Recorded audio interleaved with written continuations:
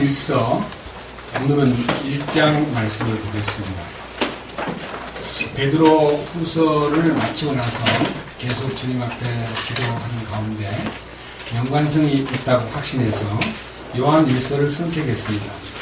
요한 일서 1장 말씀 1절부터 10절까지 말씀을 읽겠습니다. 이 말씀은 오늘 우리가 같이 1절을 제가 읽고 2절을 여러 형제 자매님들이 읽어주시면 10절까지 교독을 하겠습니다. 요한일서 1장 1절입니다. 처음부터 계셨던 그것, 즉 생명의 말씀에 관하여는 그것을 우리가 들었고 우리 눈으로 보았으며 자세히 살펴보았고 우리 손으로 만졌노라. 그 생명이 나타나심에 우리가 그것을 보았고 또 너희와 함께 계시다가 우리에게 나타나신 그 영원한 생명을 증언하며 너희에게 보이노라. 우리가 보고 들은 그것을 너희에게 밝히 드러내면 너희 또한 우리와 교제하게 하려 함이니 참으로 우리의 교제는 아버지와 그분의 아들 예수 그리스도와 함께하는 것이니라. 우리가 이것을 너희에게 쓰면 너희의 기쁨이 충만하게 하려 함이라. 그런지 우리가 그분에게서 듣고 너희에게 밝히 드러내는 소식이 이것이니 곧 하나님은 빛이시요 그분 안에는 전혀 어둠이 없다는 것이라.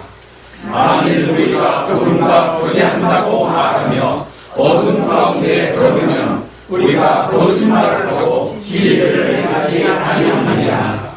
그러나 그분께서 빛 가운데 계신 것 같이 만일 우리가 빛 가운데 걸으면 우리가 서로 교제하고 또 그분의 아들 예수 그리스도의 피가 모든 죄에서 우리를 깨끗하게 하느니라. 만일 우리에게 죄가 없다고 우리가 말하면 우리가 우리 자신을 속이며 또 진리가 우리 속에 있지 아니하느니라. 만일 우리가 우리의 죄들을 자백하면 그분께서는 신실하시고 의로우사 우리의 죄들을 용서하시며 모든 불의에서 우리를 깨끗하게 하시느니라.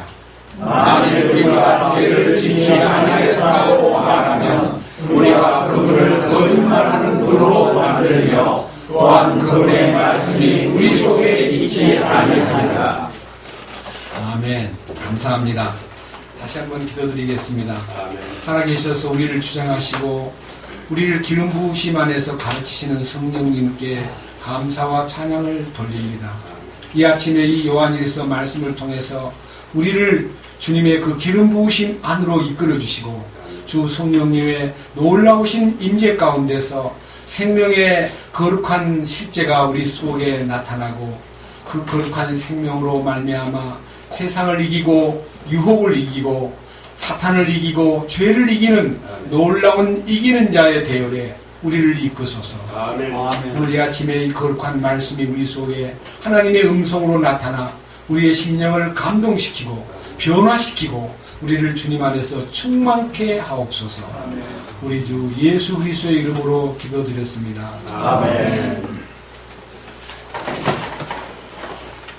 제가 요한 일서를 마음속에서 선택하게 된 것은요, 이 베드로후서 마지막 부분을 이렇게 같이 읽으면서 우리가 은혜 안에서 자라고 하나님을 아는 지식에서 자라가라 하는 그 놀라운 사실에 대해서 마음에 굉장히 그 큰 빛이 있었습니다.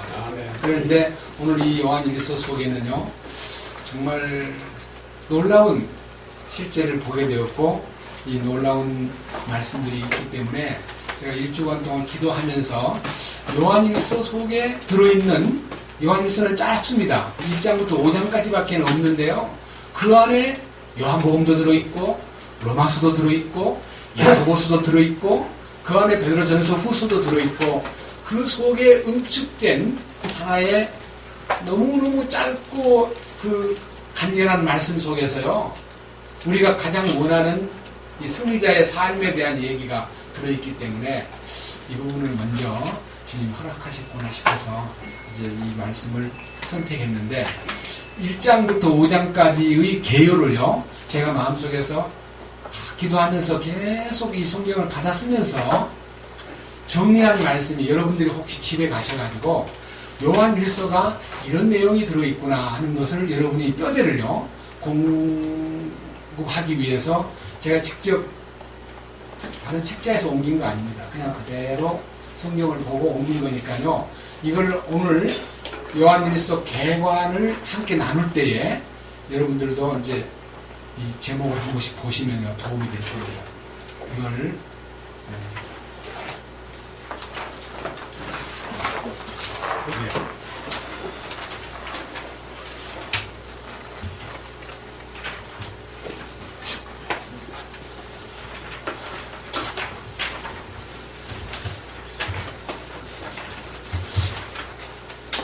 너무나 놀라운 것은요, 제가 요한일서를 보다가요, 우리에게 가장 큰 숙제가, 여러분 이번 이 말씀을 통해서 숙제가 풀릴 게 있습니다. 무슨 숙제냐 그러면요, 요한일서 1장이 아니고 이 세 번째 항목에서 세 번째 항목, 여러분 오늘 이거는요 우리가 정말 놀라운 말씀입니다.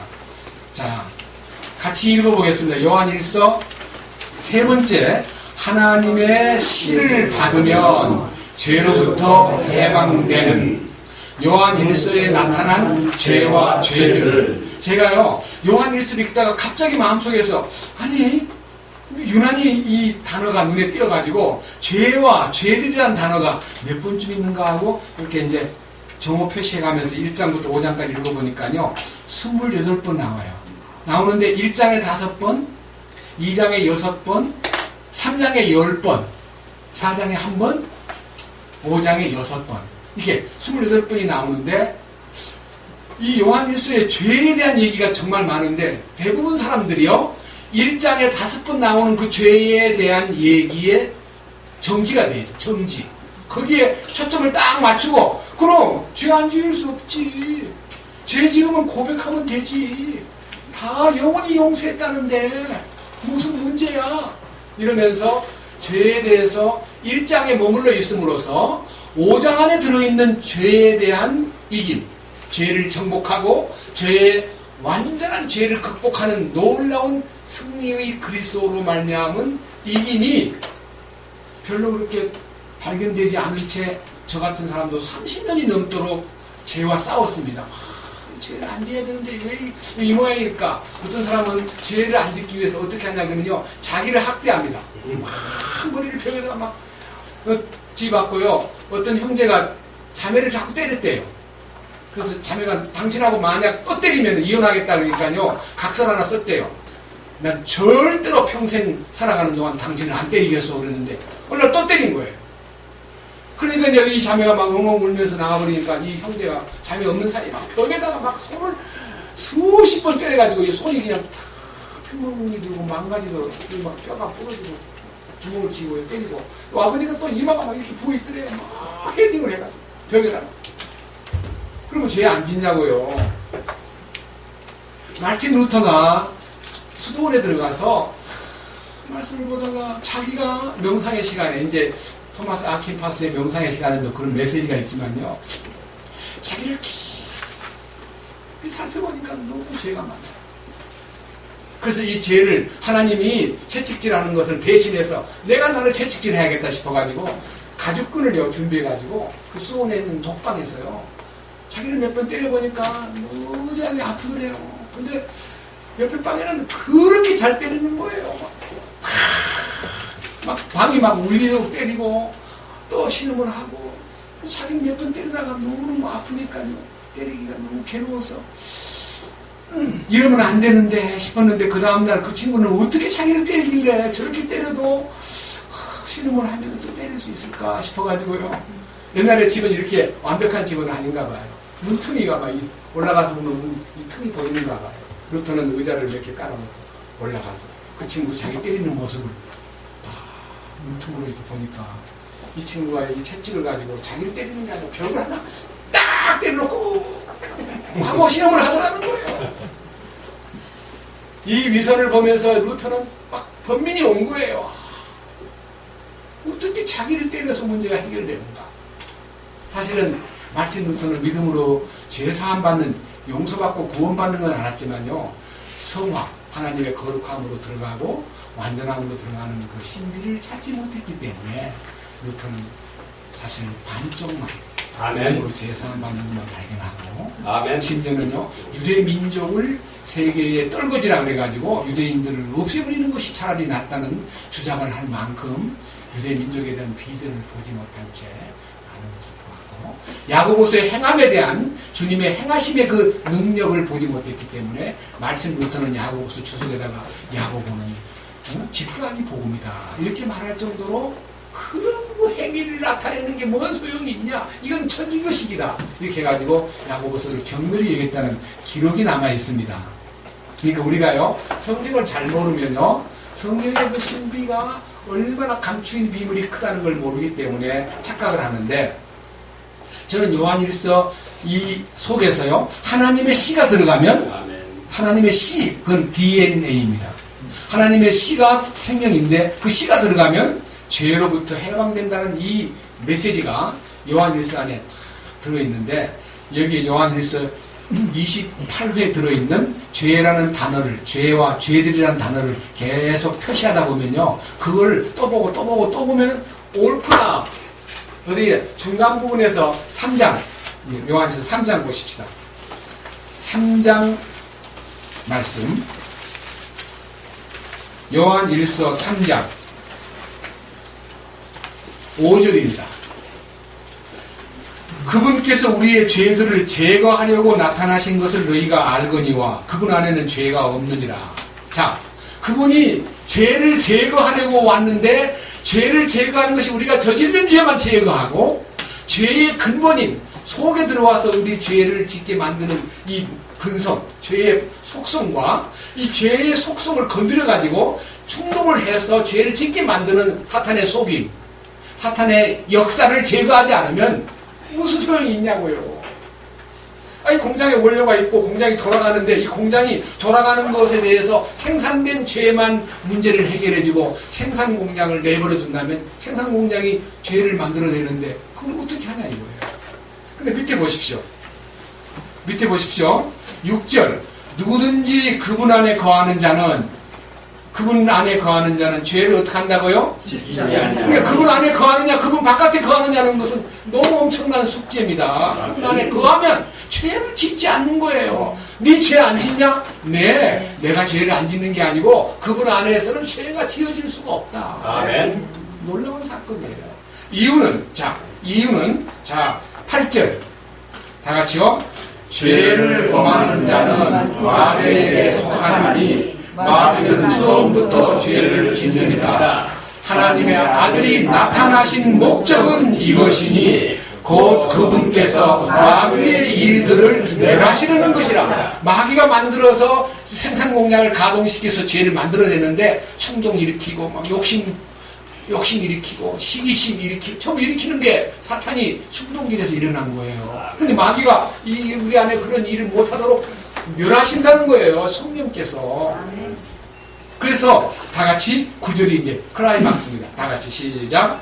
누구든지 하나님에게서 난 자는 죄를 범하지 아니하나니 이는 그분의 씨가 그 속에 머물러 있기 때문이라. 그는 하나님에게서 났으므로 죄를 지을 수 없느니라. 아멘. 하나님의 씨가 들어와 버리는 거예요. 이 아담 안에 있는 죄성과 사탄이 충동질해서 죄 만드는 공장을 싹 제거해버리고 거기다가 하나님의 씨를 집어넣습니다. 그 씨가 하나님의 생명이고 그 씨가 하나님의 DNA이고 그 씨가 하늘의 생명이다 이 말입니다. 제가 요한일서를 읽다가요 이 부분을 특별히 표시해 가다가 너무너무 막 감격해가지고 이 10가지 항목을 쓰면서 자 가만히 생각해 보십시오. 1. 생명의 말씀이신 예수 그리스도란 말은 단순한 생명의 말씀이냐 이거예요. 우리 주님이 자기를 얘기할 때 나사로의 죽음 앞에 서가지고 예수님이 나는 부활이요 생명이다. 예수님 자신이 생명이라고 그랬습니다. 나는 부활이요 생명이다. 주님이 생명이십니다. 예수님이 생명이십니다. 그래서 생명이라는 단어를 헬라어에서 보니까 조에라고 해서 조에. 조의 생명이라는 것은요 그리스도의 생명 곧 영원한 생명. 그것이 인간의 생명은 육체의 생명은 피에 있다 그랬고 혼의 생명은 90회? 네? 원래 생명? 보시죠. 이 말은요, 인간의 생명은 따로 있어요. 하나님의 생명은 영원한 생명. 이 영원한 생명이 우리 안에 들어오면요, 이건 영속성이 있고 영원한 그 생명이고 영존하는 생명이기 때문에 우리 인간이 이걸 없앨 수도 없고 제거할 수도 없는 거예요. 이 요한 1서 안에 영원한 생명과 그 다음에 영원한 생명과 사랑이 붙어가지고 영원한 생명의 능력과 사랑이 예수 그리스도로 말미암아 이게 나타냄이 승리예요. 승리. 이김. 그러니까 여기서 요한 1서는 생명과 사랑 안에서 승리자가 됨. 결정적인 겁니다. 그래서 예수 그리스도가 어떤 분이냐는 것을 요한 1서 1장에서 1절에서 4절까지 요한복음 전체의 내용이 들어있습니다. 요한복음 전체의 내용이. 그래서 제가 이 요한 1서 1장만 갖고도 상당한 시간이 걸리겠지만 제목은요, 생명의 말씀이신 예수 그리스도. 또 요한복음 14장 6절에 우리 주님이 뭐라 그랬습니까? 내가 곧 길이요 진리요 생명이니 나를 통하지 않고는 아버지께로 올 자가 없다. 나를 통하지 않고는 길로 갈 수 없고 진리로 갈 수 없고 생명의 맛을 볼 수가 없다. 생명을 누릴 수가 없다.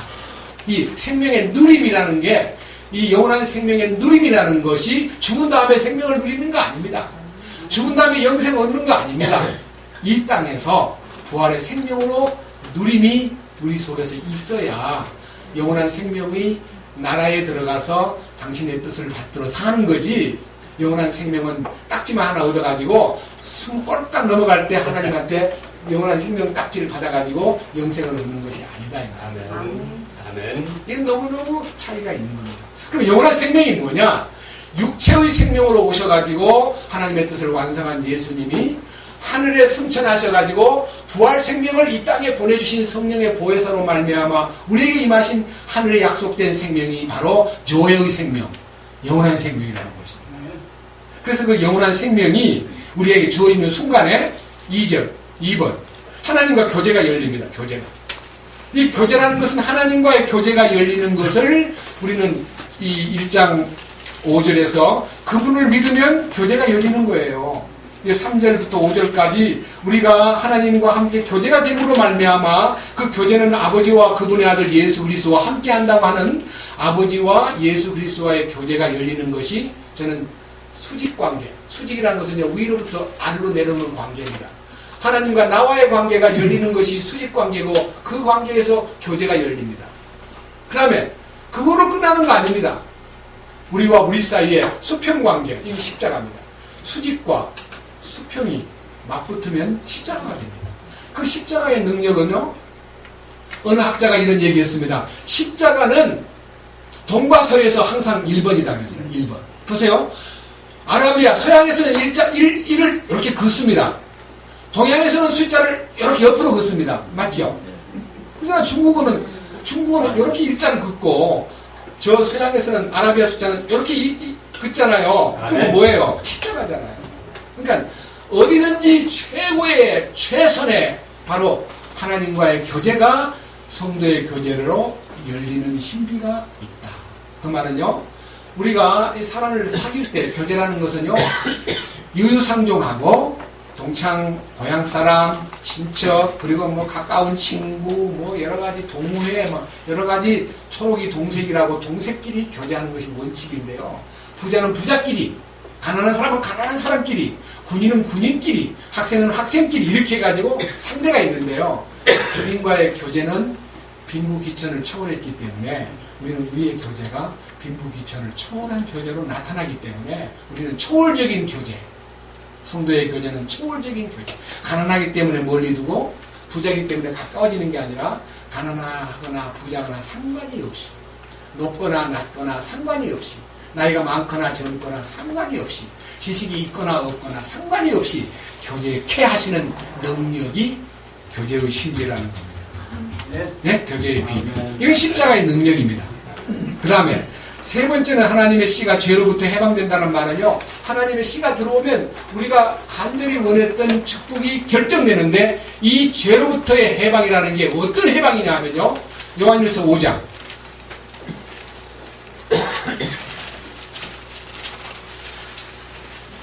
18절, 이게 클라이막스입니다. 요한 1서 5장 18절 같이 보겠습니다. 누구든지 하나님에게서 난 자는 죄를 짓지 아니함을 우리가 아노니 오직 하나님에게서 난 자는 자신을 지킴에 저 사악한 자가 그를 건드리지 못하느니라. 또 우리는 하나님께 속하고 온 세상은 사악함 가운데 있음을 우리가 아노라. 여기 사악함이라는 단어는요 전부 다 사탄과 관계가 있는 단어예요. 그러니까 세상은 사탄의 것이다.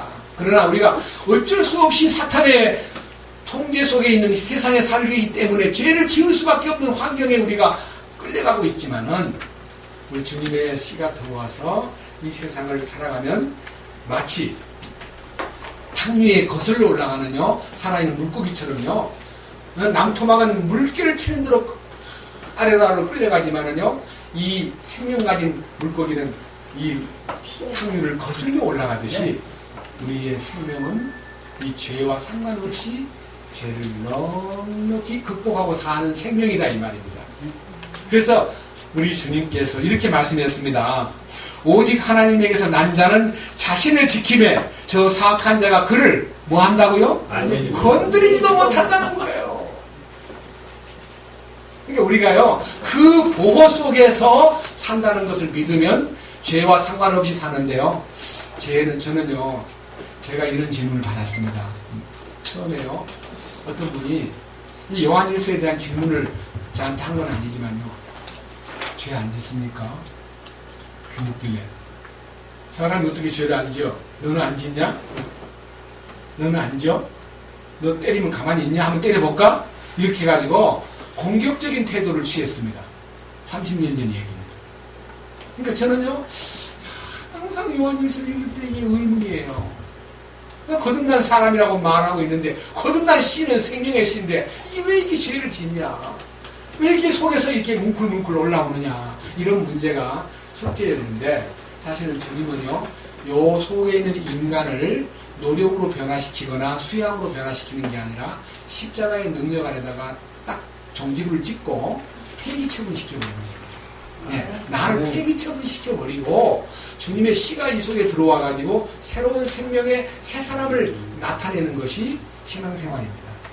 그런 면에서 죄에서 해방된다는 것은요 내가 죄를 안 짓는다는 말로 표현하는 게 아니라 죄를 짓지 않도록 주님께서 장치하시기 때문에 우리는 항상 그분만을 바라보고 죄에 대하여 완전히 승리케 하시는 그분만 우러러볼 때에 성경에 이기는 자의 비밀은 이기는 자의 비밀은요 요한계시록 2장과 3장 안에 7교회 가운데 말미에 항상 성령이 귀 있는 자들에게 하시는 말씀을 들으라. 성령이 교회들에게 하시는 말씀을 듣되 귀 있는 자는 들을지어다 하는 귀 있는 자. 이 귀 있는 자라는 말은요 요한일서 1장에 나타나 있는 대로 우리가 보았고 우리가 들었고 우리가 주목하여 만져보았고 우리가 실제적인 경험을 했다고 말하는 그 주님과의 관계성을 얘기하고 있는 건데 우리가 어떻게 주님의 음성을 듣느냐 하는 들을 귀를 가진 사람이 굉장히 행복한 사람입니다. 아멘. 지금 이렇게 같이 모여 앉아있지만요 십자가를 통과하지 않은 사람은 죄에서 해방된다는 얘기가 매력적으로 들리지 않고 거짓말하는 것처럼 들리고 저 사람은 죄 안 짓나? 당신은 죄 안 짓어? 라고 물어보고 싶다 이거예요. 네, 죄를 지을 수밖에 없는 난데 주님이 죄를 짓지 않도록 보호하시고 이끌어주시고 안보하시는 그 능력을 믿고 있으니까요 그 이김이 허락이 된 거예요. 아멘. 주님 안에서. 네? 그래서 이 일에 대한 더 세부적인 부분은요 죄에 대해서 여러 가지 말하는 것이 있는데요 5장 17절에 불의가 죄지만은 사망에 이르지 아니하는 죄도 있고 그 다음에 16절에는 사망에 이르는 죄가 있는데 이에 대해서는 물어보지 마라. 이에 대해서는 기도도 하지 마라. 그러니까 사망에 이르는 죄에 대해서는 내가 너한테 상관하지 않겠다. 그러나 사망에 이르지 아니하는 죄도 있다. 이게 무슨 죄냐? 그러니까 성도들에게 국한된 특별한 보호책이라는 것을 알면은요, 아, 이게 너무 놀라운 것이구나. 이 놀라운 것이 주님 안에 준비되어 있구나 하는 것입니다. 그 다음, 이유는요, 4절, 이제 1번부터 10번까지 있는 것 중에 4번이 뭡니까? 세상과 정욕과 거짓이 사라지는 기적. 예, 이거는 어떻게 세상이 내게서 사라집니까? 내 안에 세상이 꽉 차 있는데, 그 정욕이 꽉 차 있는데. 제가요, 해인사 중학교 3학년 때 수학여행을 갔는데요. 우리는 뭣도 모르고 옆에 서 있는데 선생님이 묻기를 왜 이 8만 개장경이 8만 개야 됩니까? 그러니까 그 주지 스님이 해설하다 말고 인간의 죄가 8만 가지랍니다. 이렇게 얘기하는 거예요. 근데 저는요, 나중에 알았지만요, 이 108번뇌라는 거 알죠? 108번뇌. 이는요, 전생의 죄 36가지, 이생의 죄 36가지, 그다음에 후생의 죄 36가지, 36 곱하기 3 하면 얼마예요? 108이 뭐냐면요, 가장 인간을 괴롭히는 108가지 죄가요, 인간을 번뇌케 한다는 겁니다. 그 번뇌를 이제 씻어버리기 위해서 불교의 사상은요, 어디로 들어가야 되느냐? 여기로 들어가야 됩니다. 불교는요, 여기로 들어가야 돼요. 여기 어디냐 하면요, 공으로 들어가요. 공으로. 자기를 비워야 돼. 그 불교의 용어는 비우라는 거예요. 욕심을 비우라. 비워집니까? 한국에서 가장 많이 비운 사람 중에 하나가 성철 스님입니다. 성철 스님. 산은 산이요, 물은 물이로다. 그런데 자기를 고백하기를, 나는 지옥의 맨 밑으로 들어가야 될 사람이다. 아멘. 그러면서 자기는 너무너무 자기가 비워지지 아니한 것에 대해서요, 자기를 비우려니까 어떻게 해요? 등을 땅바닥에 대지 않고요, 잠을 잘 때도 항상 앉아서 잤어요. 이 썩을 놈을 눕혀서는 안 된다. 이놈을 편하게 만들면 죄를 짓는다. 이놈을 괴롭혀야 된다. 그래서 자기를 괴롭히는 것이 불교입니다. 근데 우리 주님은 이런 놈들아, 나쁜 놈들아, 니를 괴롭혀라. 어디 그런 게 있어요. 뭐라고 되어 있냐면요, 그리스도께 속한 사람은 그 정욕과 욕심을 십자가에 못 박으라 하지 않았습니다. 못 박았느니라, 내가 처리했느니라, 이 말이에요. 이게 얼마나 놀라운 신비예요. 이게 이 기적이요, 이거 어떻게 이 기적을 우리 인간이 할 수 있는 것은 기적이 아닙니다. 인간의 힘으로 해낼 수 있는 건 기적이 아닙니다. 하나님이 나타내는 것이 기적입니다. 아무데나 기적을 붙이면 안 됩니다. 그러니까 내가 그 십자가에 내가 끝났구나 하는 것이 보여진 사람이 기적을 체험한 사람이에요. 그러니까 여기에 세상의 모든 정욕과 거짓과 세상의 모든 욕심이 십자가에 처리되었다는 걸 믿기 때문에 갈라디아 6장 14절에 나를 대하여 세상이 못 박혀있고 나 또한 세상에 대하여 못 박혔느니라, 그 선언을 하게 되면요, 자기 자신이 구태여 정욕을 못 박으려고 시기와 욕심과 자기의 거짓과 세상에 속한 것을 못 박으려고 애를 쓰지 않아도 됩니다. 이게 너무 놀라운 신비이기 때문에 저는 그걸 기적이라고 붙였습니다. 세상과 정욕과 거짓이 사라지는 기적. 그것은요, 생명의 신비에 속한 거이기 때문에 우리가 감히, 우리 주님이 이 땅에 와서 죄 지었어요, 안 지었어요? 어떤 사람은 나쁜 말로, 예수님이 왜 죄를 안 지어? 나쁜 사람이야. 거짓말 아주 성질도 내고 성전에 가서 막 바구니를 들어 덮어버리고 막 의자를 막 바로 쳐버리고, 그게 왜 죄 안 지은 거냐? 신경질 냈는데. 그 죄가 주님, 사람들이 볼 때는 예수님이 상을 둘러엎어, 말로 하지 왜? 야 치워라, 야 갖고 나가라 그러지 않고 왜 상을 둘러엎었냐? 그러니까 예수님 죄 지은 거다. 그래서 예수님이 좋은 말 안 하고 막 화 있을 진짜 이 독사의 자식들아 그랬다고 예수님 욕했다는 거예요. 네, 우리 주님이 나타나는 그 생명의 메시지는요, 죄를 지어서 자기를 감정을 나타내면서 사람한테 피해를 주는 것이 죄인데요, 우리 주님은 그들의 속에 들어있는 사탄을 보고 한 말입니다. 예? 사탄을 지적합니다. 이 사탄의 역사가 이렇게 악랄하구나 하는 것을 보고 얘기하신 것이기 때문에 절대 주님은 분노해서 죄를 지은 게 아니라 하나님의 그 거룩한 공의를 나타낸 표현이었습니다. 그래서 5번 뭐라고 되어 있습니까? 성령의 기름 부음과 그 기름 부음의 가르침. 이게요, 여러분들이 정말 진심으로 DNA가 소유되고 거듭난 생명이 들어와 있고 십자가의 능력을 체험하고 부활에 대해서 확신을 가진 사람은요, 절대로 성령의 기름 부음 안에 있기 때문에 요한일서 보겠습니다. 2장 18절. 요한일서 2장 18절 잠깐만 보겠습니다. 18절 안 보고요. 너무 길게 보니까요. 요한일서 2장 먼저 20절 보겠습니다. 다 같이 보겠습니다. 그러나 너희는 거룩하신 분에게서 기름 부음을 받고 모든 것을 아느니라.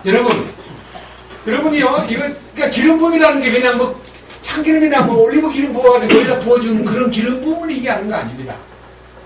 기름 부음이라는 단어는요, 굉장히 귀한 단어인데 옛날 대언자에게, 왕에게, 그 다음에 제사장에게 이 세 분의 특별한 위임을 할 때 그분들에게다가 기름을 부었는데, 그 기름 부음이라는 것이 단어가 왕, 대언자, 제사장, 이 세 개의 기름 부음의 정지부가 예수님을 통해서 나타났습니다. 예수님의 이름이 그리스도입니다.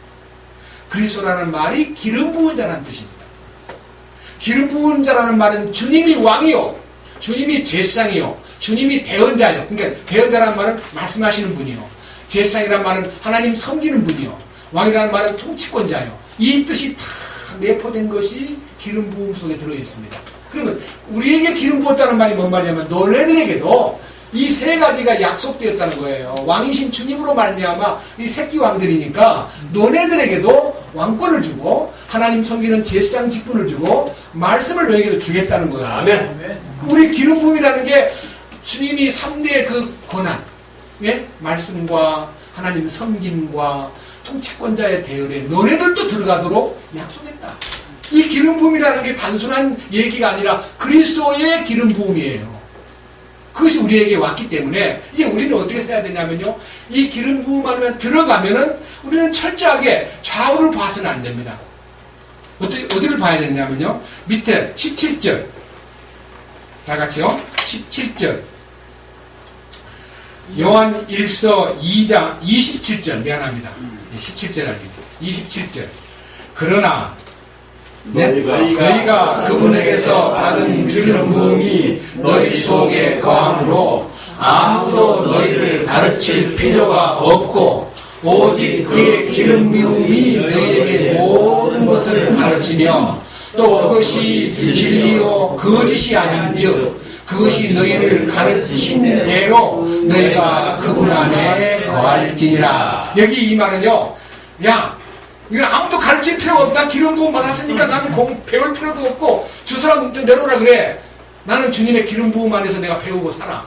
이렇게 자기가 말씀 들을 필요가 없다고 한다면 어떻게 대언의 영, 하나님의 선물 가운데 고린도전서에 성령께서 기름 부은 자들에게 선물을 주시는데 지혜의 말씀을 주시고 지식의 말씀을 주시고 분별의 말씀을 주시는데 너희는 듣는 것에 읽는 것에 열심을 다하라. 읽는 것과 듣는 것에 대하여 마음에 귀를 기울여라. 믿음 들음에서 난다. 듣는 걸 요구하는 것은요, 주님이 필요하다고 생각하면 말씀 전하는 자를 세우는 겁니다. 근데 그 말씀 전하는 자가 두 종류입니다. 저같이 과거의 말씀을 전하면서 주님으로부터의 공급을 받아가지고 그 명에 의해서 하다라는 명령을 전하는 심부름꾼으로 마땅히 서야 되는데, 명령을 전하는 심부름꾼이 아니라 명령권자가 돼가지고 군림하고 소리를 지르고 야단을 치고 그 다음에 그것을 자기는 행하지도 않으면서 여러분 왜 여러분 이렇게 삽니까? 정신 좀 차려요 하고 불벼락을 때린다면은 주님께서 뒤에서 보시, 야 내가 그렇게 소리 지르라고 했냐? 너한테 그런 권한을 줬어? 안 돼, 너 내려와. 저는 그래서 30년 동안 소리 지르고 살다가 완전히 이제 퇴역을 당하고 버림을 받았을 때 주님 정말 잘못 살았습니다. 주님 부끄럽습니다. 딴 사람한테는 말 안 했지만요, 제가 집사람 보고 여보 나 이젠 설교를 그만뒀네요. 그러니까 뭐라는 줄 아세요? 잘하셨습니다. 좀 편하시겠습니다. 왜? 설교의 부담이 크거든요. 왜? 잘해야 되니까. 함부로 말하면 다 알아듣고 저 사람이 계속 올라가더니 뭔 저런 자꾸만 중원부원 하다가 내려왔다고 얘기할까봐 부담이 컸어요. 매주 하는 것도 아니고 한 달에 몇 번 할까 말까 하고 저 집회 때 강단에 서는 건 그렇게 드물었지만요. 연구를 많이 했습니다. 근데 지금은요. 제가 기도하는 것 외에는 전혀 연구하지 않습니다. 왜냐? 주님 명령을 주시면 받고 주시는 대로 하겠습니다. 안 주시면 저는 안 하겠습니다. 마음대로 하십시오. 하고 명령을 기다리니까요. 명에 의해서 얘기하고 그 설교가 주장자의 위치에서나 군림한 자의 위치가 아니라 섬기는 자의 위치에서 어떻게 하면 받은 선물을 가지고 그 선물을 써서 서로를 섬기라고 하신 이 섬김의 길이 있을까 싶어가지고 마음에 작정이 됐기 때문에 지금은 여러분 앞에 아무런 이 자리가 무슨 뭐 상주하거나 군림하는 자리거나 존경받는 자리거나 여러분에게 대우받는 자리가 아니라 진심으로 섬기는 자리라서 여러분 앞에 정말 진심으로 본을 보이고 싶은 자리입니다. 아멘. 제가 여러분 앞에 혹시 본을 보이지 못한 점이 보인다면 저한테 충고해 주십시오. 형제님 이 부분에 대해서 마음이 무겁습니다. 현재 이 부분에 대해서 얘기하고 싶습니다. 저한테 충고해 주시면 제가 기쁨으로 받아들이겠습니다. 그래서 성령의 가르치심이라는 것은 그 기름 부음이 너에게 왕권으로서 제사장권으로서 대언자의 권한으로서 너에게 말씀도 열어주고 섬김의 길도 보여주고 섬김이란 건 첫째는 하나님 섬기는 거 둘째는 성도를 섬기는 겁니다. 여러분 섬기는 일을 배우지 않으면 이 땅에서 섬기는 삶을 살지 않으면 마태복음 20장 28절에 우리 주님이 이 땅에 오신 목적은 대우받으러 오지 않고 내 목숨을 많은 사람을 위한 대속물로 주려고 왔다. 나는 섬기러 왔다 하는 그 섬기러 오신 주님과의 관계가 열려야 그리스도의 영이 섬김을 가르치고 그리스도의 영이 온유와 겸손을 가르치고 그리스도의 영이 나로 하여금 나중에 통치자의 반열을 상급으로 받는 축복에 대해서 기다리는 마음 그것이 보상으로 주어진다는 약속을 믿는 믿음이 우리의 삶을 벅차게 만들고 아주 이 다이나믹하게 이 생활을 활력을 불러일으키는 힘이 상급을 보고 달려가는 겁니다. 여러분 상급이 안 보이면요 신앙생활을 하지 않는 겁니다. 오늘도 주일학교 예언하고 예수님이 이 땅에 나타내신 신비 중에 이런 신비가 있다. 다니엘 2장을 보면요 환상을 왕이 봤는데 왕이 그 환상을 그냥 꿈을 깨고 잊어버렸어요. 근데 나라의 유명한 점쟁이를 불러다가 내가 어젯밤 꿈을 꾸었는데 내 꿈을 알아맞히라니까 아무도 못 알아맞히는 거예요. 근데 이제 너무 화가 난 이 거짓 점쟁이들 다 쓸어버려라. 그 잿더미를 만들어버리라니까요. 점쟁이라고 알려진 사람들이 세상에는 많지만요. 지혜자라고 알려진 다니엘이 궁중에서 수업을 받고 있었는데 그 사람도 유명한 지혜자라는 말을 듣고 너도 잘못하면 죽는다니까. 아 그래요? 하나님 왕이 꾼 꿈을 저에게 알려주십시오 하고 기도를 하니까요. 하나님이 그 밤에 다니엘에게 그 누부갓네살 왕이 꾼 꿈을 재현시켜가지고 딱 보여주는데 그 꿈 내용이 무슨 꿈이냐면요. 왕이시여 왕이 어젯밤에 이런 꿈을 꾸셨지요 하는데 왕이 가만히 보니까 왕이 큰 신상을 보았는데 신상의 머리는 금으로 되어 있고 가슴과 양팔은 은으로 되어 있고 배와 넓적다리는 노수로 되어 있고 종아리 부분과 발 위에 있는 종아리 부분 사이는 철로 되어 있고 마지막 발가락이 있는 발등과 발가락 사이는 놋과 철과 진흙이 섞여 있는 그런 우상을 보셨지요? 그러니까 맞아 꿈을 꾼 사람은요 꿈 얘기를 맞추면요 그렇지 그 꿈이야 그 꿈 근데 그게 뭔 꿈이 그런 꿈이 있느냐 하고 왕이 놀래가지고 쳐다보니까 다니엘이 하나님이여 이 꿈에 대한 내용을 알려주시옵소서 하니까 하나님이 계시를 주시는데 왕이여 이것은 역사를 보신 꿈입니다. 무슨 역사냐면 왕은 이 인류 역사 가운데 황금시대를 이루고 있는 바로 바벨론 시대의 황금시대가 금놀이를 상징하고 그 다음에 왕 뒤에는 왕의 뒤를 이을 쇠퇴한 은시대가 오는데 은시대는 두 개의 팔이 있다는 말은 메대와 페르시아가 있다는 말입니다. 왕의 권력과 위용보다는 조금 덜합니다. 금이 은보다 낫듯이 또 은이 금보다 못하듯이. 그런데 왕이여, 그 가슴팍 시대가 끝나고 나면 배시대가 오는데 그 시대는 바로 동시대, 노시대입니다. 노시대는 헬라가 일어난다는 뜻입니다. 그리고 마지막에는 이 종아리 이 부분이 오는데, 이 종아리 부분은, 이 허벅지 부분, 배와 허벅지 부분은 철이, 종아리 부분은 철이 오는데, 그 철은 헬라를 뒤이어서 로마가 옵니다. 그리고 로마가 깨어진 다음에 공화정치, 왕정시대가 끝나고 이제 공화정치가 돼가지고 열방시대가 오는데, 이 열방시대는 우리들의 지금 살고 있는 이 시대는 종아리 아래 시대인 발등시대이지 뭐예요. 발등, 마지막 끝부분입니다. 우리 몸으로 말하면 여기는 알파고 발등은 오메가입니다. 여기는 시작이고 발등은 끝입니다. 여기는 출발이고 여기는 종점입니다. 발등에는 흙하고 그 다음에 철이 들어있습니다. 흙과 철이 아무리 믹서를 해도 합하지 않습니다. 그와 같이 이 발가락 시대는, 마지막 시대는 인간이 아무리 뭉치자고 말을 해도 뭉쳐지지 않는 시대입니다. 왜? 거기는 두 사조가 들어있습니다. 하나는 흙 같은 이방인들이 있고 하나는 철 같은 유대인들의 강함이 있습니다. 유대인들이요, 세상에 관여 안 하는 데가 없습니다. 유대인들이 지금 2000년 동안 흩어져 가지고 세상에 들어가서 별걸 다 만들어냈는데, 여러분 한국의 이 유명한 백화점 같은 것은요, 누가 만들어냈냐면 존 와나메이커라는 유대인이 만들어냈습니다. 예? 증권가의 돈 장사 다 유대인이 창안한 겁니다. 통신사, 세계적인 많은 통신사, 언론사, 이런 모든 영화, 아주 유명한 세상의 사람들을 혼란케 만드는 이 경제활동이나 예술활동이나 모든 원조가 대부분 다 유대인들입니다. 사람들이 가장 매력을 느끼고 거기에 엄청난 돈을 쏟아붓는, 보석 만드는 가장 역사가 깊은 민족이 유대인입니다. 왜냐? 애굽에서 나와가지고 광야 생활할 때 보석 깎는 일을요, 보석을 정교하게 깎아서 그 보석에다가 이름을 새겨라. 어떻게 보석에다가 이름을 씁니까? 아무나 못해요. 드릴이나 기계 없이는요, 보석에다 이름을 못 새깁니다.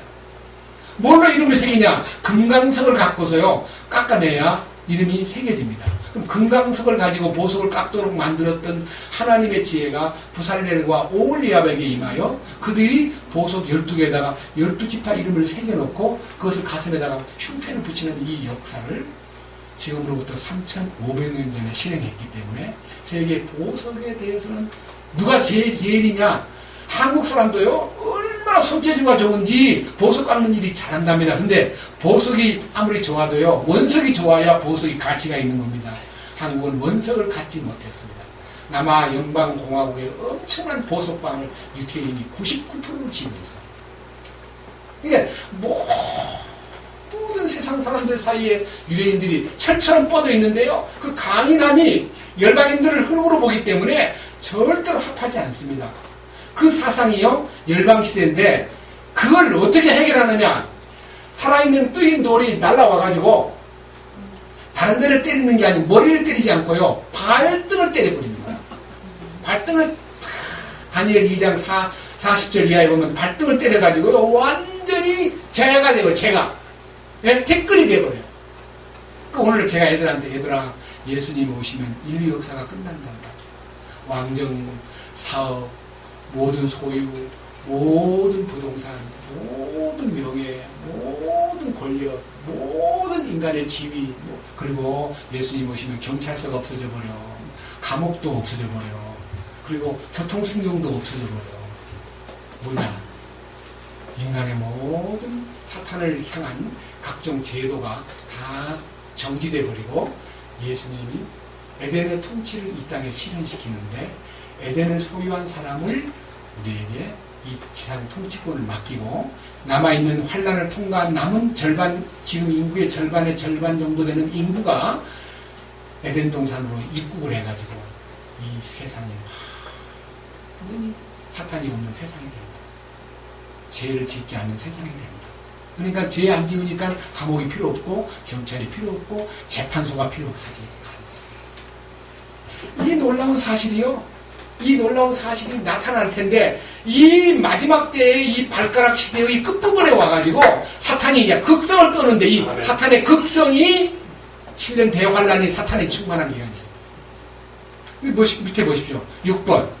적그리스도의 영이, 적그리스도가 나타나는데, 이 적그리스도가 그냥 그때 가서 갑자기 나타나는 게 아니고, 이 지상에서 3대 영, 예? 거짓 대언자와 거짓, 예? 사탄의 왕, 그러니까 적그리스도의 이 천하의 왕이 나타나는데, 이게 이제 여러분 예수님 오시기 전에 이 땅에 지상왕이 하나, 거짓 왕이 등장합니다. 예루살렘 성전을 준공시켜놓고 준공식 때 내가 하나님이다! 라고 소리를 질러가지고 3년 반 동안 성전을 지어놓고 이스라엘 민족들이 너무너무 충격을 받아서 그분이 메시아인 줄 알고 받들었다가 아닌 것이 딱 드러났을 때 그를 대항하는 마지막 전쟁이 아마겟돈 전쟁입니다. 적그리스도. 적그리스도의 영이 지금 이 땅에 오류의 영을 막 퍼뜨리는데 이 잘 믿는다는 집단 안에까지도 오류가 들어와가지고 오류란 말은요 말씀에서 딱 뒤집어 버리는 거예요. 말씀 부활의 능력을 딱 뒤집어 버리는 거예요. 믿음을 뒤집어 버리는 거예요. 십자가의 복음을 뒤집어 버리는 거예요. 이게 전부 다 오류의 영입니다. 제가 오류의 영에 대해서 몇 번 얘기했잖아요. 요한일서 4장에 서로 나타나 있습니다. 그 중에서 가장 큰 오류가 그리스도께서 육체로 오신 것을 부인하는 영이 오류의 영이다. 예수님이 인간으로 왔다는 걸 다 믿는 것처럼 말하고 있지만은요, 예수님이 이 비천한 인간 속에 오셔가지고 그리스도의 영이 나를 하나님의 씨를 집어넣어서 아담 안에 있는 죄성과 옛사람의 속성을 다 제거하고 생명을 나타낸다는 이 엄청난 신비를요, 아니라고 말하는 사람인데 어떻게 그 죄를 안 짓고 살 수가 있느냐? 거짓말하지 마라. 믿는 사람은 다 영원한 속죄를 했기 때문에 문제없이 간다. 이렇게 거짓말해가지고 사람들을 안심하고 죄짓도록 만드는 사탄의 역사가 오류의 영이다. 그러나 성령의 인도를 받는 사람은 진리의 영과 동행한다. 이게 이제 6번째 얘기입니다. 그러니까 거기 성경 다 써놨으니까요. 집에 가서요. 이 제목 보고 여러분이 이제 기도 많이 하고, 제가 이제 항목 하나 가지고 한 번 할지 두 번 할지 모르지만요. 요한 일서를 가지고 계속 이 놀라운 주님의 신비와 약속을 선포하겠습니다. 아멘. 그 다음 7번. 7번은 뭐냐? 이렇게 오류가 활동하고 적그리스도가 활동한다고 해도 생명은 사랑이 있고 생명과 사랑은 같이 붙어 있기 때문에 그것이 어떻게 사랑을 표현하느냐면요. 자기가 없어지면 사랑이 저절로 흘러나옵니다. 자기가 있기 때문에 사랑이 안 나옵니다. 내 동생, 내 친척, 내 남편, 내 아들, 내 딸, 이게 전부가 뭐예요? 자기입니다. 여러분. 성도로서 마땅히 할 일은 혼이 부인돼 버리는 그 말은요 혈연, 지연, 학연, 각종 연이라는 게요 인간관계를 연, 끈앞을 예? 이 인간관계가요 성령으로 인해서 사실은요 풀려야 됩니다. 잘라내는 거 아닙니다. 나를 따라오려거든 자기 부모나 자식이나 처자나 모든 소유를 버려야 된다는 말은 예수님을 따르기 위해서 이혼하고 다 애들 버려버리고 남편도 버리고 가라 그 말이 아니고 자기를 부인하라는 겁니다. 네 책임을 놓아라. 네가 뭐 집안의 왕이냐? 네가 무슨 자식을 기른다고 네 마음대로 하려고 그러냐? 온갖 머리를 쓰고 유학을 보내야지, 조기 유학을 보내야지 이런 계산을 버려라. 주님에게 물어봐라. 어떻게 할까? 예? 자식 교육도 집 짓는 것도 사업을 하는 것도 투자하는 것도 증권 거래를 하는 것도 주께 물어보라는 거예요. 합당하냐고. 네 맘대로 하던 거를 놓아라는 말이에요. 네 주장을 놓아라는 말이에요. 자기 부인하는 거예요. 자기 목숨까지 버려야만 사랑이 보편화되고 사랑이 실제가 된다. 그런 뜻입니다. 제가요 실제라는 단어를 쓸 때요 10장 10번째 뭐라 그랬어요? 10번째 영원한 생명의 실제를 드립니다. 근데요, 실제라는 단어가 두 개가 있는데 제가 이 단어를 놓고 기도했습니다. 도대체 이 실제가 뭐가 실제가 돼야 되겠나 하는데 실제라는 단어가 실저의 이가 있고요. 실제라는 단어가 자의 이가 있습니다. 실제는 요거 실제 요거 실제고요. 여기 실제는요. 열매 실자에다가 있을 제자입니다. 그러니까 열매가 있다는 말은 실제라는 말은 뭐가 있다는 뜻이에요. 그래서 저는 이 단어를 안 쓰고 이 단어를 썼습니다. 왜? 주님 뭐라 썼죠? 10번 영원한 생명의 실제를 누린 주님이 나타내는 결과가 있다. 주님의 존재가 나타난다. 어떻게? 아버지와 말씀과 성령이 하나 되심 안에서 참 하나님이신 예수님을 누리는 것이 실제니까. 꿈이 아니니까. 이상이 아니니까. 실제니까. 그래서 이 실제를, 이 실제자를 써가지고요. 제가 실제를 이렇게 표시를 했습니다. 그 다음, 자, 8번. 우리가 하나님 안에 거하고 하나님이 우리 안에 거처를 정하신다는 말은 상호 거처가 확정된다. 상호 거처가 뭐예요? 내가 하나님 안에 그냥 새들어 사는 게 아니고 내가 하나님 안으로 쑥 들어가니까 하나님은 내 안으로 와서 상호 결합이 되어버린 거예요. 이 상호 거처라는 것이 제가요 강의할 때 말씀드릴게요. 아가서에 나타나요. 아가서 4장에 주님 내 안에 내가 주님 안에. 그 말은요 우리가 에덴 동산을 사모합니다.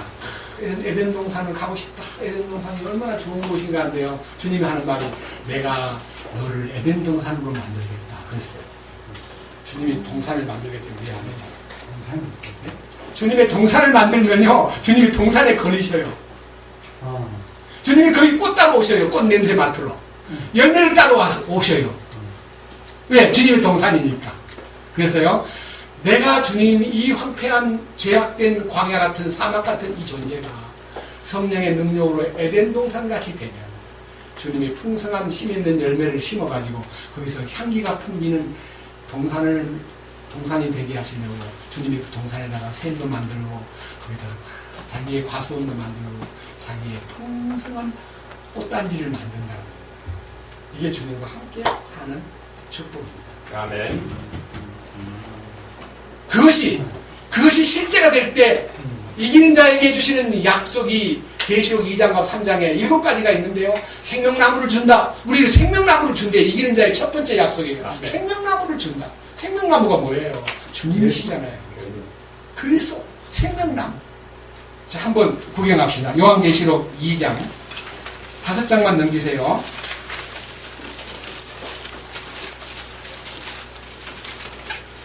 이 요한계시록 2장 7절입니다.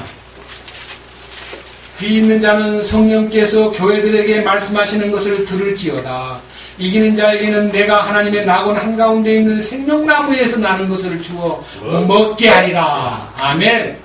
이거 그냥 생명나무를 먹게 한다는 거예요. 여러분, 생명나무에 이파랭이만 따먹어도요 어찌 됩니까? 치료가 나. 치료가 돼버려요. 열매 말고 이파랭이만 따먹어도 네? 그건 치료가 돼버려요. 뭔 치료가 됩니까? 실제적인 치료입니다. 요한계시록 제일 뒤에 요한계시록 22장 1절과 2절 같이 보겠습니다.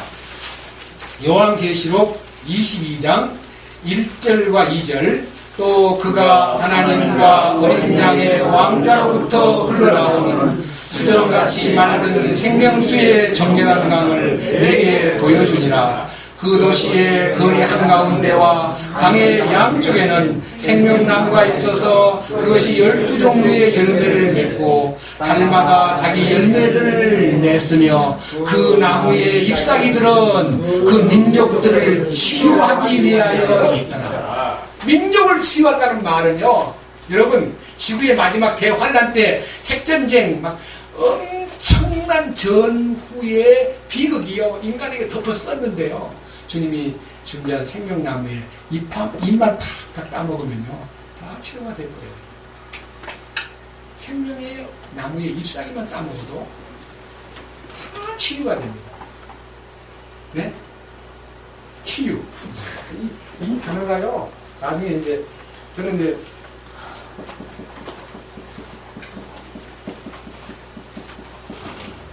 치유란 단어예요. 치유. 성경 이제 열심히 보면요 한문도 밝아져요. 한문이요. 매력적인 한문. 여러분 우리 주님께서 생명나무 이파랭이를 가지고요 우리 만국을 치료시키는 거예요. 그런데 그 잎사귀 하나도 치료가 되는데 십자가의 능력이 우리를 치료 못 시키겠습니까? 왜 여러분들이 흥미하게 삽니까? 또 왜 여러분이 주저합니까? 왜 여러분들이 여러분의 감정에 의존합니까? 그래서 이 마지막 부분 한번 보십시오. 9절 뭐라 그랬어요? 세상을 이기는 믿음을 소유함. 이거는요 저절로 이 십자가의 능력과 요한일서의 마지막 클라이막스가요 이기는 자가 되는 겁니다. 아멘. 이기는 자가 뭡니까? 믿음의 창시자요 완성자이신 예수를 바라보자 하는 그 요청이요. 히브리서 12장 2절에 있는 바울의 요청이요. 솔직히 말해서 사도 바울은 서기 67년에 네로 황제에 의해서 희생을 당했습니다. 순교를 당했습니다. 베드로도 그 해에 같이 죽었습니다. 그러니까 사도들이 다 떠나버리고 나서 혼자 남아있는데 요한만 혼자 거의 예수님 생전에 계실 때 제일 나이 어린 청년이었거든요. 그리고 유일하게 십자가 밑에 예수님 앞에 섰던 사람 하나가, 딴 사람 다 도망가 버렸는데 예수님 마리아하고 같이 서가지고 예수님 바라보다가 마리아를 향해서 어머니여 보소서 걔가 아들입니다. 네 어머니를 잘 모셔라 하는 유언을 했습니다. 그래서 마리아를요 예수님 친어머니를 요한이 돌아가실 때까지 어머니를 모셨어요. 그래서 이제 유럽에 가보면요 마리아와 요한이 살던 집들이 곳곳에 있어요. 무슨 말입니까? 요한이라는 사람은 다 사라져버리고 이제 홀로 계시는데요. 사도로서 막 그때 연기주의 바람이 불고 소위 말하는 지식 만능주의 그런 바람이 세차게 불어올 때 그거를 경계하면서 쓴 편지가 요한 1, 2, 3, 4, 5 아멘. 요한계시록입니다. 아멘. 이 편지가 굉장히 그 시대의 배경을 충분히 안고요. 마지막 책임을 이 땅에다가 나타내기 위해서 보여주는데요. 사실은 에베소에서 주로 목회를 하셨던 요한이요. 에베소에 요한이 환난을 당해서 피신 다니고 고통받고 있을 때 에베소가 말씀 전하는 주의 일꾼들이 없다고 해서 첫사랑을 잃어버린 교회가 되어버렸어요. 그래서 이 에베소 교회에다가 생명나무의 축복을 줄 텐데 이기는 자가 되라. 그 이기는 자가 되려면 어디로 가야 되냐면요. 요한 1서를 통해서 이기는 자를 다시 한번 훈련을 받는 장소입니다. 요한 1서 5장 보십시다. 요한 1서 5장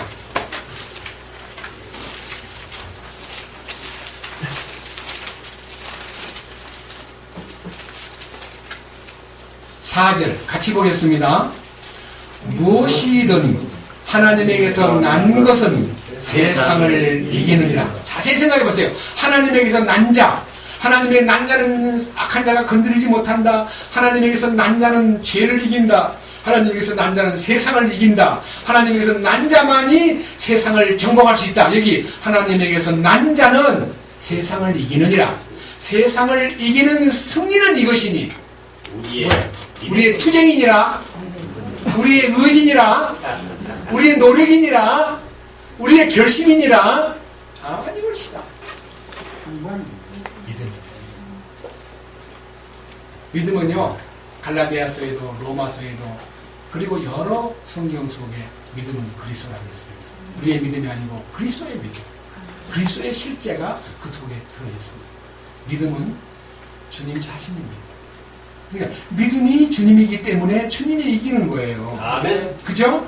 자, 그래서 5절 뭐라 그랬어요? 예수님께서 하나님의 아들이심을 믿는 자가 아니면 누가 세상을 이기는 자냐?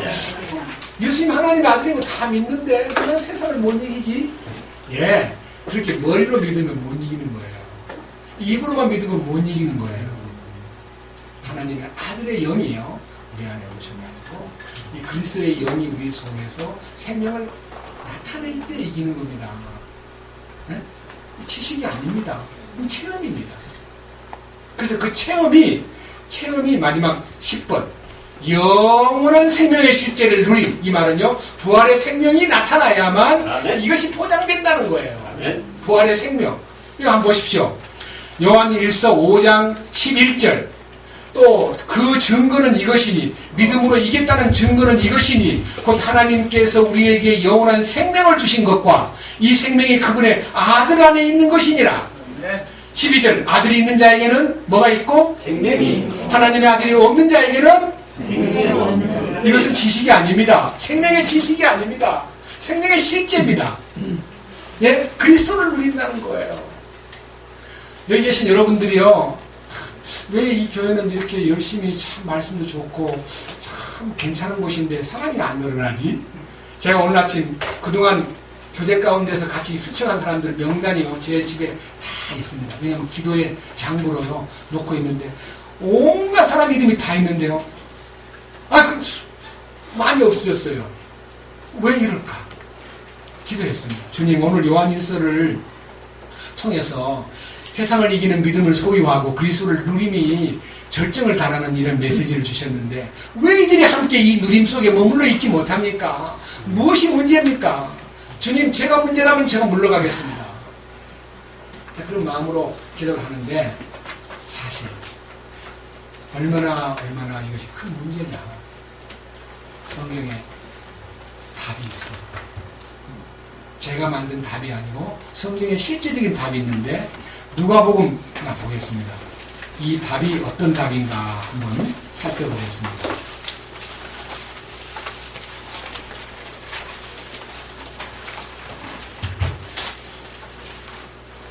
누가복음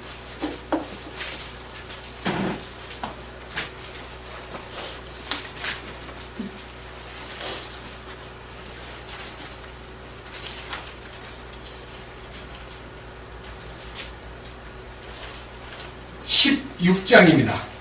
누가복음 16장.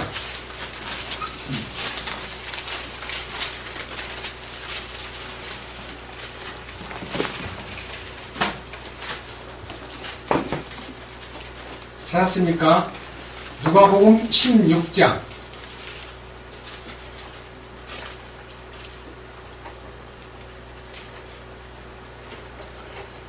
13절.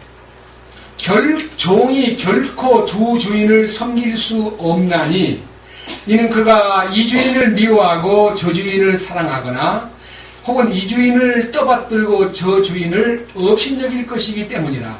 너희가 하나님과 만물을 겸하여 섬길 수 없느니라. 그러니까 하나님과 세상을 동시에 다 지고는 안 된다는 거예요. 하나를 놓으라 이거예요.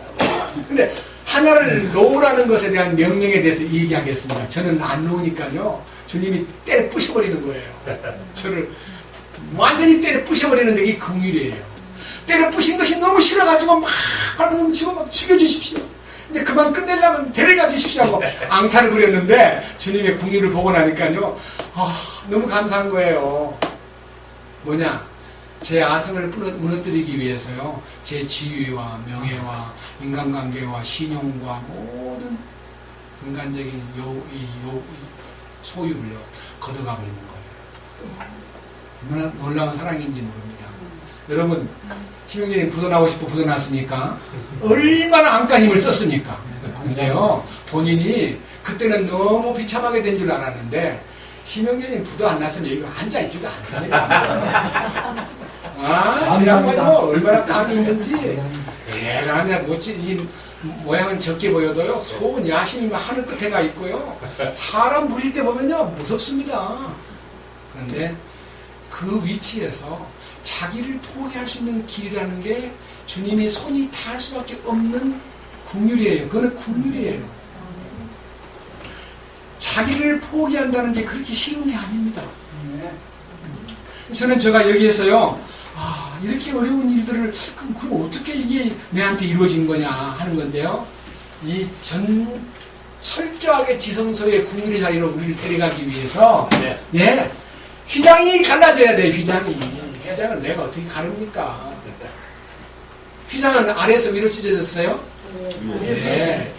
사람이 찢었다면 아래에서 찢어져야 마땅한데 위에서 아래로 갈라졌습니다. 그것은 하나님의 손이, 휘장 위는 2m가 넘기 때문에 손이 안 올라갑니다. 누가 찢었어요? 하나님이 찢으신 거예요. 이 육신을 갈라내는 것도 하나님의 손이 나타날 때 휘장이 갈라지고 지성소의 문이 열리고 국민의 자리가 보이는 거예요. 그 순간부터 하나님과의 만남, 대화, 하나님의 명령을 받는 삶이 시작되는 거예요.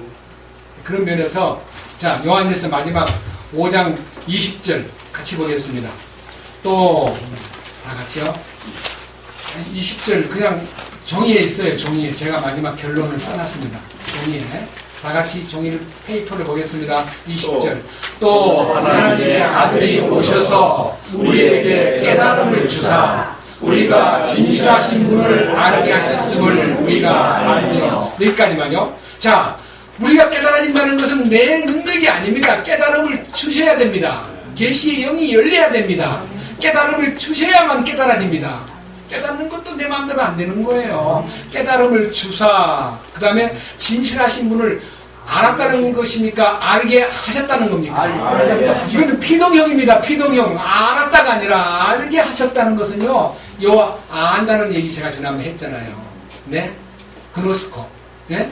알게 하는 것은 성령님의 계시가 열려야 베드로야 이건 네가 혈육이 안 게 아니라 하늘에 계신 하나님의 계시로 네가 알았느니라 하고 주님이 가이사라 빌립보에서 나를 사람들이 누구라 하느냐고 물을 때에 여러 가지 답이 많았는데 너는 나를 어떻게 보느냐 할 때 주는 그리스도시요 살아계신 하나님의 아들이십니다 하는 고백이 바로 지식이 아니라 성령의 계시로 네가 알아졌다 했고 그 알아진 것이 마지막 절 또 우리가 진실하신 분 곧 그분의 아들 예수 그리스도 안에 있음을 아노니 이게 이제 안에 있다는 것과요 어디에 있는지도 모르는 그 사람 너무 차이가 있습니다. 내가 그리스도 안에 있다는 것은요 너무 놀라운 기적입니다.